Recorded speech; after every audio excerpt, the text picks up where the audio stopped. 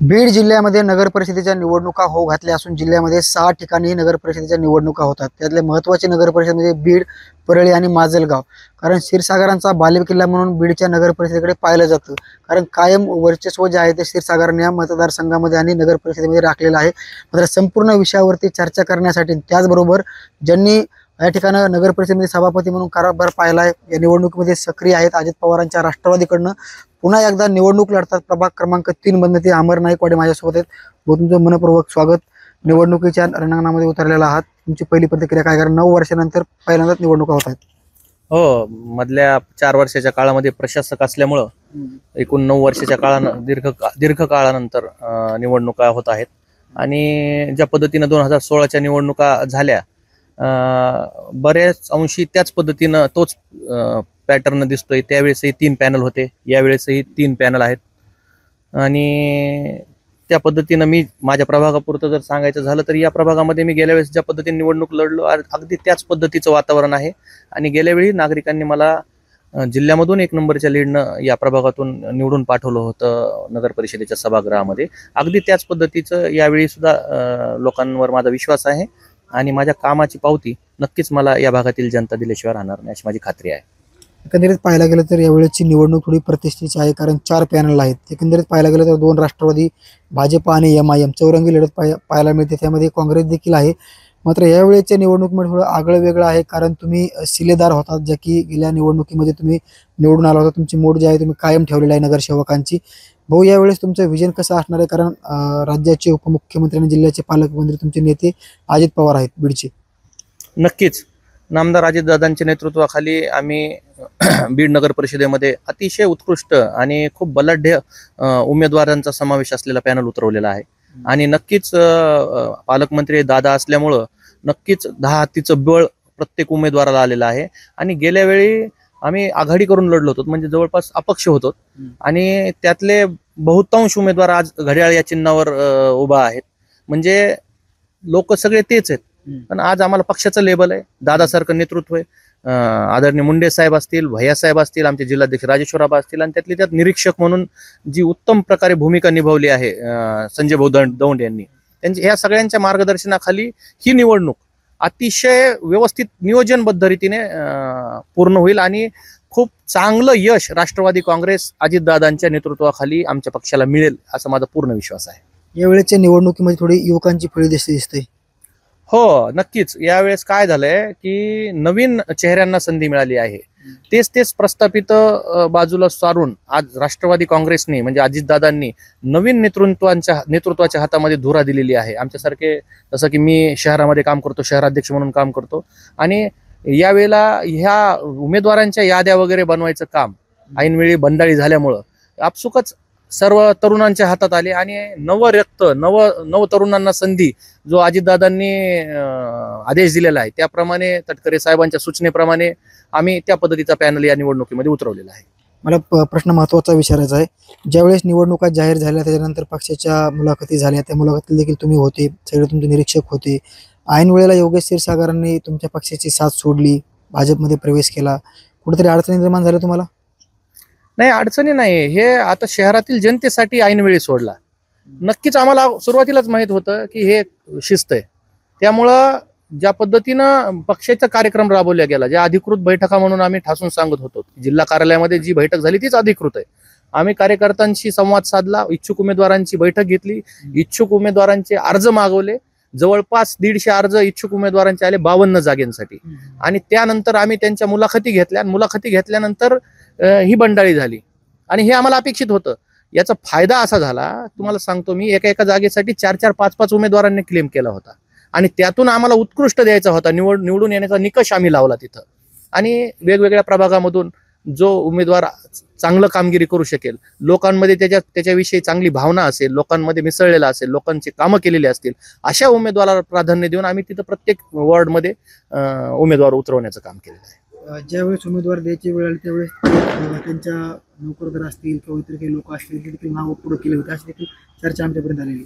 काय मला ज्यावेळेस उमेदवारीची छाननी झाली किंवा तुमच्या निरीक्षकांनी तुमची संपूर्ण नावं घेतली, त्यावेळेस जे की योगेश क्षीरसागर पक्ष सोडून गेले, त्यांचे काही कर्मचारी असतील किंवा त्यांचे काही नातेवाईक असतील, त्यांचे नाव पुढे गेले, आम्हाला अशी चर्चा आमच्यापाशी. मला सांगा, मी शहराध्यक्ष आहे, आमचे फारुख पटेल गट नेते आहेत, आमचे दुसरे सहकारी विनोद मोळक सभापती राहिलेले आहेत 2 वेळेस. अशा परिस्थितीमध्ये याच लोकांना तिकीट नाही म्हणून बसायचं म्हणजे विषित घोडा अडवल्यासारखं आहे. आणि सगळ्यात महत्वाचं म्हणजे जर आमच्यासारख्या लोकांना तिकीट द्यायचं नाही म्हणल्यानंतर पक्ष त्यांना असं वाटलं की 52 जागा त्यांच्या हातात देईल, तर त्यांना ते घडूनच आणायचं होतं. येन केन प्रकारे नाराजी व्यक्त करून खापर पक्षावर कसं फोडता येईल किंवा आमच्यासारख्या कार्यकर्त्यांवर कसं फोडता येईल हे करून त्यांना पक्ष सोडायचा होता. ह्याचं सगळं अगोदर ठरलेलं होतं. गेवराईचं पार्सल पुन्हा गेवराईला पाठवू असं योगेश क्षीरसागरांनी म्हटलेलं आहे. उद्देशून तुमच्या गट जे की नेते आहेत तिथले संपूर्ण निरीक्षक म्हणजे ज्यांच्याकडे जबाबदारी दिली निवडणुकीची विजय शिवपंडित यांना असं म्हटले. ते 3 तारखेला कळेल बघा कोणतं पार्सल कुठं जाणार आहे ते. आज त्याच्यावर भाष्य करून उपयोग नाही. कारण काय कॉन्ट्रोवर्सी करण्यासाठी मूळ विकासाचा विषय बाजूला करून या असल्या गोष्टींमध्ये जनतेचं लक्ष वेधण्यासाठी त्यांचे असे स्टेटमेंट्स आहेत. परंतु मी इथं ठासून सांगतो, शहराचा अध्यक्ष आहे, मी नगरसेवक आहे गेल्या 15 वर्षापासून, आणि त्यात या सगळ्या शहरात राबवण्यात आलेल्या ज्या विकास कामांच्या योजना आहेत याचे आम्ही कणखर पाठपुरावा केलेला आहे. मी फारुख पटेल असेल, विनोद मुळक असतील, अजून आमचे सहकारी असतील. त्याच्यामुळं आमचं विजन फिक्स आहे. दादांच्या नेतृत्वात, मुंडे साहेब, भैया साहेबांच्या नेतृत्वात बीड शहराचा सर्वांगीण विकास जो की 40 वर्षाचा बॅकलॉग आहे तो भरून काढायचा आहे. तो काही 1-2 वर्षामध्ये निघणार नाहीये. या 5 वर्षात आम्हाला या सगळ्या गोष्टी करायच्यात आणि हे सगळं शक्य दादांच्या नेतृत्वामुळे. त्यामुळं आम्हाला आमचा तुमच्या निवडणुकीचा जो अजेंडा आहे तो फक्त विकास विकास आणि विकास आहे. त्याच्यामुळं हे असल्या कॉन्ट्रोवर्सीमध्ये हे जाळे हे खूप पूर्वीपासून केलं. विरोधकांना असल्या कॉन्ट्रोवर्सीमध्ये अडकून ठेवायचं, जातीपातीच्या राजकारणाचा विषारी प्रचार करायचा, हे सगळे ह्या भानगडी आता जुन्या झाल्या आणि ह्या कालबाह्य पण झाल्या. आज लोकांना विकास पाहिजे. सोशल मीडिया इतक्या फास्ट आहे. आज तुम्ही इथं काय केलंय हे 2 मिनिटांमध्ये तुम्हाला टाकता येतं. नाहीतर आम्ही केलेले विकास कामं कायम हे आम्हीच घडून आणतो. आता तो काळ गेला की जे काय होईल ते त्यांनीच केलं. तो काळ गेला. आता सामान्य नगरसेवक सुद्धा त्याच्या भागामध्ये विकास कामं करायला अगदी सक्षम आहे. आणि तो कोणाच्या बळावर आहे? तर पक्षाच्या बळावर आहे, नामदार अजितदादांच्या बळावर आहे. त्यांनी एवढ्या मोठ्या प्रमाणात मुंडे साहेब पालकमंत्री असताना आम्हाला निधी उपलब्ध करून दिला बीड शहरामध्ये. हे पहिली वेळ झालं की त्यांच्या व्यतिरिक्त कोणीतरी विकास कामं शहरभर राबवली आणि आम्ही अशा भागात राबवली की जिथं सिमेंटचं टोपलं कधी पडलं नव्हतं अशा भागात आम्ही रस्ते, नाली, पाणी, लाईट या सुविधा देण्याचं काम केलेलं आहे. मला महत्त्वाच्या प्रश्नाकडे यायचे. काल ज्यावेळेस उमेदवारी अर्ज मागे घ्यायची तारीख होती, मात्र अपवादक तुमचा मतदारसंघ किंवा तुमचा वार्ड आहे त्याच्यामध्ये की त्याची आणखी अर्ज मागे घेण्याची प्रक्रिया पूर्ण झालेली नाही. तुम्ही त्याचा आक्षेप देखील घेतलेला आहे, धाव घेतलेली न्यायालयामध्ये. काय नेमके तुमचं म्हणणं याच्यावर? मी जो आक्षेप घेतलाय तो आक्षेप निकाली काढण्याचे अधिकार RO ला नव्हते. म्हणजे RO म्हणजे आपले निवडणूक निर्णय अधिकारी श्रीमती कविता जाधव मॅडम यांना ते अधिकार नसल्यामुळं त्यांनी त्यावेळेला तो अर्ज वैध ठरवला आणि त्याचं अपील हे जिल्हा न्यायालयात करावं लागतं. म्हणून मी जिल्हा न्यायालयामध्ये इलेक्शन पिटिशन दाखल केलेली आहे आणि तिचा स्वीकार केलेला आहे न्यायालयाने. त्या संदर्भात सोमवारी सुनावणी आहे आणि त्याच्या नोटिसा देखील बजावण्यात आलेल्या आहेत संबंधितांना. आणि तो जो मूळ आक्षेप होता तो आक्षेप असा होता की हा बघा सगळ्यात महत्वाचा विषय काय आहे, हा आहे तुम्ही किती चतुर आहात किंवा युद्ध जर तुम्हाला युक्तीने जिंकता येत असेल तर शक्ती वापरायची काय गरज आहे. कायद्यानं तुम्हाला काही नियम घालून दिलेत फॉर्म भरत असताना, शपथपत्र भरत असताना. तिथं क्लॉज असा होता की एक रकाना आहे त्याच्यामध्ये शपथपत्रामध्ये, त्याच्यामध्ये असं लिहिलेलं होतं की सर्वच शासकीय देणी, निमशासकीय देणी आणि स्थानिक स्वराज्य संस्थांची काही देणी आहेत का, तुमच्याकडे काही बाकी आहे का. तर यांनी त्याच्यामध्ये 0 लिहिलं. तर यांच्याकडं एका स्थानिक स्वराज्य संस्थेचं म्हणजे बहिरवाडी ग्रामपंचायतची यांच्याकडे बाकी होती. त्या बाकीचे पुरावे मी तिथे सादर केले. मग मी सादर केल्यानंतर आपसुक यांनी 0 लिहिलं म्हणजे यांनी बाकी दाखवलेलं नाहीये. मग दाखवलेलं नाही म्हणजे शपथपत्रात खोटी माहिती भरलेली आहे. मग तोच आक्षेप मी घेतला आणि त्यालाच मी आज अपिलात गेलोय जिल्हा न्यायालयामध्ये. आणि मग ते हिअरिंग पेंडिंग असल्यामुळं एकूण 26 प्रभागापैकी 25 प्रभागाच्या अर्ज माघारी घेण्याची प्रक्रिया पूर्ण झालेली आहे आणि आमचा हा कोर्टातला निकाल लागायचा शिल्लक असल्यामुळं तो निकाल ज्या दिवशी लागेल त्याच्या दुसऱ्या दिवशी शेवटची तारीख असेल अर्ज मागे घेण्याची. त्यामुळं हे आमचं अर्ज माघारी घेण्याची प्रक्रिया प्रलंबित राहिलेली आहे. महत्त्वाच्या मुद्द्याकडे येणार आहोत. तुम्ही काम करताय, नगरसेवक म्हणून तुम्ही काम केलेलं आहे, सभापती म्हणून काम केलेलं आहे. तुमच्या प्रभागामध्ये आणखी कोणते कामं अपूर्ण किती तुमचे झाले पाहिजेत ते काय वाटतंय तुम्हाला या संदर्भात? मला या भागामध्ये सगळ्यात महत्त्वाचं म्हणजे मला गार्डन डेव्हलप करायचं आहे. 1-2 एकर जागा दादांना मी तो तसा प्रस्तावही दाखल केलेला आहे शासन दरबारी. दुसरा एक मोठा नाला वाहतो माझ्या प्रभागातून. तो नाला दोन्ही बाजूनं बांधून त्यावर गॅपनं स्लॅब टाकण्याची माझा मानस आहे, जेणेकरून स्वच्छतेवर त्याचा खूप मोठा परिणाम होणार आहे, नागरिकांच्या आरोग्यावर त्याचा खूप मोठा परिणाम होणार आहे. या 2-3 गोष्टी आहेत सध्याच्या याच्यामध्ये. यासोबतच मी इनोव्हेशन सेंटरचं जे इथं आमच्या इथं MIDC ऑफिसच्या मागं 2 एकर जागेमध्ये उभारणी सुरू झालेली आहे. तर त्यातून दरवर्षी 7,000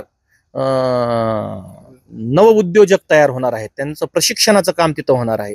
म्हणजे या भागात आपसुकच महिला असतील, युवक असतील, यांना उद्योग व्यवसाय उभारण्यासाठी चालना म्हणून तिथं प्रशिक्षण देण्यात येणार आहे. आणि या भागामध्ये एवढं मोठं सेंटर उभारल्यानंतर हे 200 कोटी रुपये खर्च होणार आहेत या सेंटरवर, याच्या उभारणीसाठी. आणि मग आपसुकच माझ्या प्रभागामध्ये त्या बाजूला जे उद्योगधंदे, छोटे छोटे व्यवसाय तयार होतील, तो ऑटोमॅटिक इथलच्या भागातल्या लोकांना सुद्धा व्यवसायाची संधी उपलब्ध होणार आहे. हा सगळा दृष्टिकोन ठेवून आम्ही माननीय माजी आमदार भैयासाहेब असतील किंवा मुंडे साहेब यांच्या माध्यमातून अजितदादांकडे हट्ट केला मी की माझ्या प्रभागामधली जागा तुम्ही त्या सेंटरसाठी निवडा. आणि त्या पद्धतीने त्यांनी ऐकलं आणि ती उभारणी सुरू आहे. आता बीड जिल्ह्याला मागा जिल्हा म्हणून पाहिलं जातं, मात्र हे संपूर्ण सुधारण्यासाठी जे की उपमुख्यमंत्री आणि जिल्ह्याचे पालकमंत्री अजित पवार प्रयत्न करतायत. उद्योग आला पाहिजे, उद्योग मिळाला पाहिजे अशी त्यांची भूमिका आहे. विशेष महिलांसाठी तुमचे काय प्रयत्न राहणार आहेत?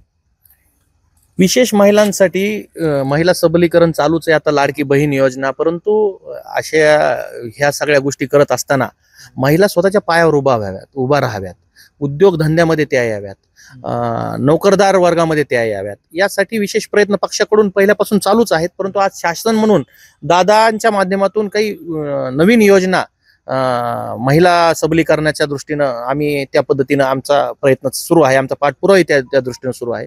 त्यासोबतच बीड शहरामध्ये महिलांसाठी एक किमान 10 ते 15 सार्वजनिक शौचालय वगैरे बांधण्यासाठी तोही आमच्या घोषणापत्रामध्ये तो मुद्दा घेतलेला आहे. आणि तो काही मोठा विषय नाहीये, फक्त ज्या त्या भागामध्ये इच्छाशक्तीचा विषय असतो. आम्ही लिमिटेड लोक होतो, आतापर्यंत आम्ही नगरसेवक होतो आणि उद्याच्याला पक्षाच्या ताब्यामध्ये बीड नगर परिषद येणारच आहे. त्यामुळे आम्ही पॉलिसी मेकर होणार आहोत. आणि ज्या दिवशी आम्ही पॉलिसी मेकर होत त्या दिवशी आम्ही कोणत्या दृष्टिकोनातून या शहराचा विकास पाहतोय किंवा या शहराचा विकास साधायचा आहे हे आपसुकच जनतेसमोरही येईल. आणि त्याचा रोड मॅप आम्ही आता मांडतोय घोषणापत्राच्या माध्यमातून. तुम्हाला अडचणीत आणण्यासाठी, राजकीय दृष्ट्या अडचणीत पकडण्यासाठी संपूर्ण तुमचे जे काही प्रतिस्पर्धी उमेदवार आहेत किंवा नेते आहेत तुम्हाला प्रयत्न करतात तुम्हाला अडचणीत आणण्यासाठी, मात्र संपूर्ण विषयावर तुम्हाला कुठेतरी आव्हान वाटतंय सगळ्या गोष्टीचे? ही ज्या पद्धतीची निवडणूक आता चालू आहे, सेम ही 2016लाही अशीच होती. सगळे कोंडीत पकडण्यासाठी, इथून आमचं राजकीय सारी पाठवून आमचं अस्तित्व संपवण्यासाठी सर्वांनीच त्यावेळी देखील प्रयत्न केले होते. तत्कालीन सगळी नेते मंडळी होती आणि आजही तेच आहे. आणि तेच असल्यामुळं, परंतु हा खूप स्वाभिमानी प्रभाग आहे माझा. इथं तुम्ही प्रेमाने म्हणल्यानंतर आम्ही लोटांगण घालू, परंतु आम्ही इथं तसल्या दंडेलशाहीला, हुकुमशाहीला डगमगणारे लोक मीही नाही आणि माझ्या भागातली जनताही नाही. त्यामुळं मला नक्कीच विश्वास आहे. मला गेल्या वेळेस या सगळ्या वातावरणामध्ये मी मगाशी जसं सांगितलं तसं की मला 1 नंबरच्या लीडनं जिल्ह्यामध्ये निवडून दिलं होतं. आणि मला यावेळेसही खात्री आहे की त्याच्यापेक्षा थोडी जास्त मताधिक्य मला यावर्षी असेल. नक्कीच होते अमर नाईकवाडे. मला राजकारण करायचं नाही, मी विकासाच्या मुद्द्यावरती बोलणार आहे. कोणी काय बोललं, कोणाला काय बोलायचं हा सर्वस्वी त्यांचा अधिकार आहे.